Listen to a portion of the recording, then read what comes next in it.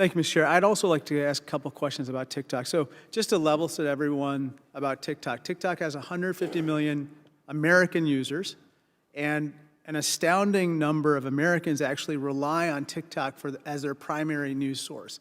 One statistic is that 1/3 of all Americans between the ages of 18 and 30 rely on TikTok as their primary news source. As everyone knows, TikTok is owned by the PRC company called ByteDance. So, Mr. Garneau, I just want to focus a little bit on ByteDance and its ties to the CCP. Sir, like other PRC-based companies, ByteDance itself has a CCP internal committee, correct?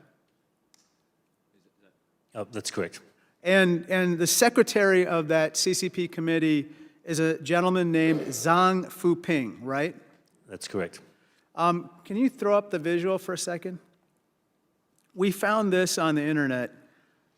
This is Mr. Zhang on the right.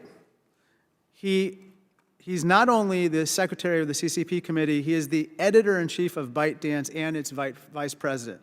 And in that picture, he's standing next to the director of the CCP's domestic paramilitary force.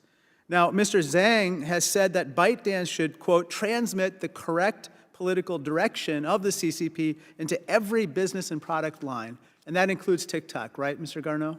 That's correct. And though TikTok says it does not influence or censor content on the CCP's behalf, it is ByteDance that ultimately controls TikTok's algorithm, right? That's right.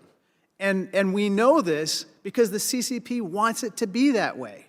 In 2020, when ByteDance was about to be forced to divest TikTok by the Trump administration, the CCP immediately placed export controls that stopped ByteDance from selling the algorithm to anyone. Isn't that right? That's correct. Let me turn your attention to this issue of American data security in TikTok. Under Chinese law, ByteDance is required to share user data with the CCP as part of its intelligence gathering. TikTok's attempt to address these concerns is an initiative called Project Texas that attempts to firewall American user data.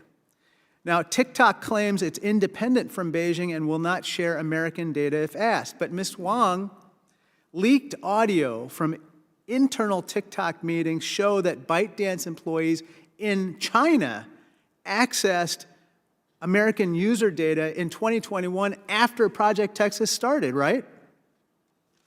Correct.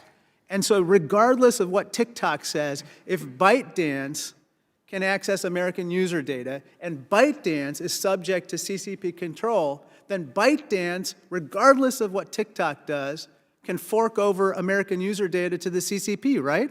That's correct. CCP access to TikTok data is not theoretical. In October 2022, ByteDance granted CCP regulators in-person access to TikTok's back end, which hosts nearly all of TikTok's internal communications. Again, TikTok's claims of independence to me, Ms. Wang, appear to ring hollow in light of these facts. What do you think? That's very correct. Let me I want to turn your attention to another social media app that some of us forgot about that was actually attempted to be acquired by another PRC-based entity, and that was Grindr. In 2018, a PRC company bought this app, which is the world's largest online dating app for the LGBTQ community. But then in 2019, the U.S. forced the Chinese company to divest Grindr. Why was that, Ms. Wang? The concern for the Chinese government's access to the data on Grindr. And what kind of data was it, and why was there a concern?